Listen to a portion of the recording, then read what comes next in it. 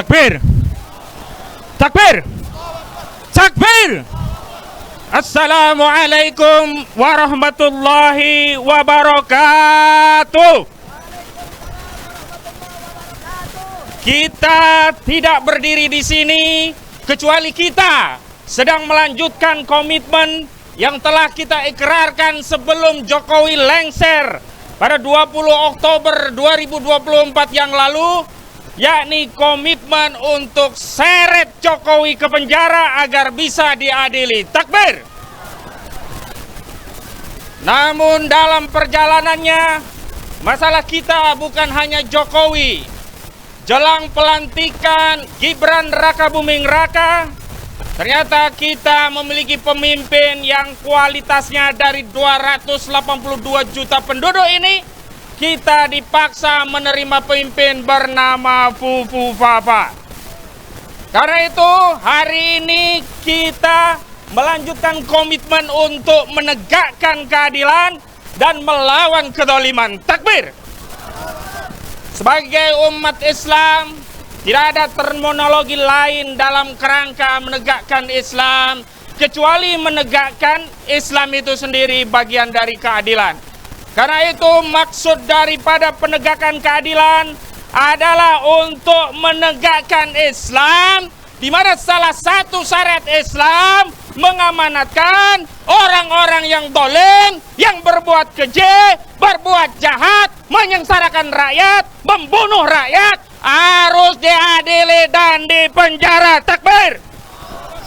Saudara Joko Widodo telah melakukan berbagai kesalahan, kejahatan, dan kezaliman yang luar biasa banyaknya.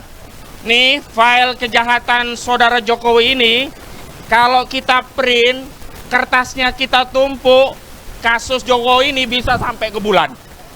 Itu karena banyaknya kejahatan, kesalahan, dan kezaliman Joko Widodo. Karena itu hari ini kita menyampaikan tuntutan agar saudara Joko Widodo ditangkap di penjara, karena penegak hukum punya wewenang menangkap untuk orang yang melakukan kejahatan yang delik pasalnya ancamannya lebih daripada 5 tahun, dan setelah itu diseret ke penjara. Takbir! Jadi kasusnya banyak. KM50 di era Jokowi kezaliman terjadi, Kanjuruhan terjadi di era Jokowi, ijazah palsu terjadi pada Joko Widodo. Karena itu kepada Bapak Kapolri saya himbau kepada Bapak sebagai aparat penegak hukum, pimpinan dari institusi Polri yang punya kewenangan menangkap orang dengan status melakukan kejahatan adalah institusi kepolisian.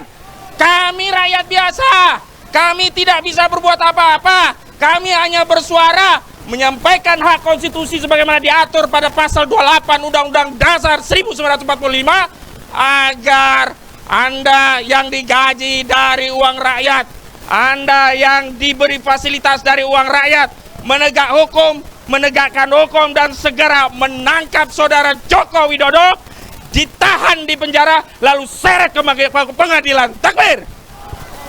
Yang kedua, kita prihatin. Di tengah rasa syukur kita, ternyata Jokowi akhirnya lengser 20 Oktober yang lalu.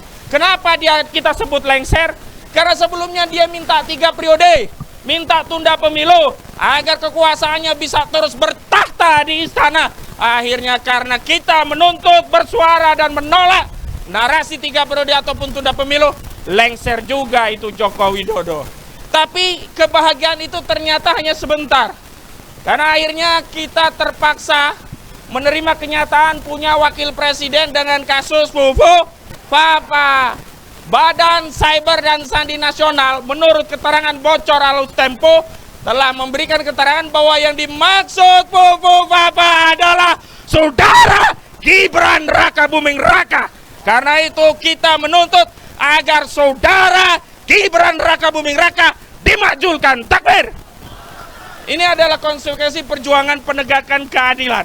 Yang kedua, melawan kezaliman tidak sekedar melawan orang-orang yang zalim, tetapi juga sistem yang membuat kita dizalimi. Ini akan ada yang namanya tax holiday. Pengusaha yang kaya akan diberi libur gak bayar pajak. Sementara kita rakyat kecil tiap hari everyday tax, tiap hari kita kena pajak, betul atau belum? Ada Pak Pramono pengusaha kecil di Boyolali, susah memeras susu, uangnya diblokir oleh otoritas pajak. Sementara Ruslan Ruslani, pemerintahan saat ini mau mewacanakan kasih lagi bagi pengusaha libur pajak atau tax holiday. Ini dolim apa dolim, saudara? Dolim apa dolim, saudara? Karena tidak ada pilihan lain dalam pemerintahan yang sekuler ini untuk menutup biaya mengelola pemerintahan kecuali dengan pajak. Sementara APBN kita di 2025 ini sudah disusun defisit sebesar 600 triliun rupiah. Dan APBN kita modalnya dari pajak, kalau ada yang kurang, defisit ditutup pakai utang, dan utang itu pakai riba. Inilah kedoliman-kedoliman yang membuat kita tidak pernah merasakan kesejahteraan di negeri ini, meskipun kekayaan negeri ini luar biasa. Karena itu sebagai bagian dari seruan keadilan di negeri ini yang mayoritasnya penduduknya muslim, saya serukan kepada Presiden yang baru, Saudara Bapak Prabowo Subianto, agar melakukan nasionalisasi di sektor pertambangan yang dalam Islam itu terkategori al-milkiyatul amah, haram bagi pribadi, korporasi, apalagi asing dan asing yang jadi kaya raya karena tambang kita. Saya sudah hitung 4 sektor pertambangan saja, batu bara, nikel, emas, dan gas, itu potensi pendapatannya 4.212 triliun per tahun. Ini gede atau gede sekali? Gede atau gede sekali? Sementara APBN kita disusun hanya sekitar 3.000, sekian triliun. Kira-kira cukup gak nutup APBN?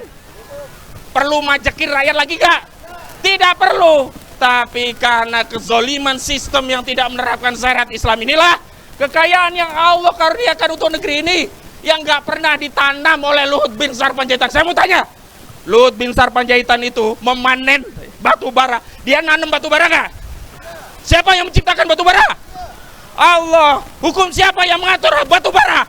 Hukum Allah. Dan hukum Allah telah menyatakan batu bara, minyak, gas, dan harta yang termasuk al-milkiyatul amah, sebagaimana sabda baginda Nabi Muhammad sallallahu alaihi wasallam, al-muslimuna suraka'u fi salasi bil ma wal kala wan nar. Dan di hadis yang lain ada matan atau redaksi wasamanu waromun. Para ulama mengistimbat dalil bahwa harta-harta yang sumber energi air, api, yang menguasai hajat hidup orang banyak, sebagaimana hadis yang diriwayatkan Abyad bin Hamal, yang ketika itu beliau meminta tambang garam al-milha kepada Rasulullah. Awalnya dikasih, tapi begitu tahu depositnya melimpah, lalu seorang sahabat bertanya, atadri ya Rasulullah, innama kotok talahu malahid. Ya Rasulullah, engkau tahu apa yang kau kasih sama Abyad bin Hamal? Sesungguhnya engkau memberikan tambang garam seperti air yang mengalir yang depositnya melimpah. Karena itu, menurut aturan Allah yang menciptakan batu bara, yang menciptakan minyak, yang menciptakan gas, yang menciptakan emas, pengelolaan sumber daya ini harusnya oleh negara selaku wakil rakyat, dan manfaatnya dikembalikan kepada seluruh rakyat selaku pemiliknya. Karena itu harusnya Bapak Prabowo dalam kinerja 100 ini melakukan nasionalisasi, mengambil alih seluruh tambang dari individu, swasta, korporasi, dan asing untuk membiayai APBN dan memenuhi hajat rakyat yang menjadi kewajiban negara. Takbir! Dan terakhir, ini tuntutan yang tidak boleh kita anggap berhenti sampai di sini. Karena kita tahu bahwa kedoliman itu juga melakukan upaya untuk mempertahankan diri atas segala kedolimannya. Kalau hari ini aksi belum dipenuhi tuntutannya, maka tidak boleh berhenti, harus ada aksi selanjutnya. Kalau hari ini aksi belum dianggap punya kekuatan untuk mendobrak, maka kita harus lakukan aksi-aksi selanjutnya agar tuntutan umat, penegakan keadilan, dan menghukum siapapun yang berbuat zalim tanpa terkecuali Saudara Joko Widodo bisa ditegakkan. Setuju? Adili Jokowi, setuju? Makjulkan Fufu Fafa, setuju? Siapa itu Fufu Fafa? Siapa itu Fufu Fafa? Siapa itu Fafa Fafa? Apakah kita ridho punya pemimpin kalibernya Fufu Fafa? Apakah kita mau dipimpin 5 tahun oleh Fufu Fafa? Karena itu kita menuntut majulkan Fufu Fafa. Allahu Akbar. Assalamualaikum warahmatullahi wabarakatuh.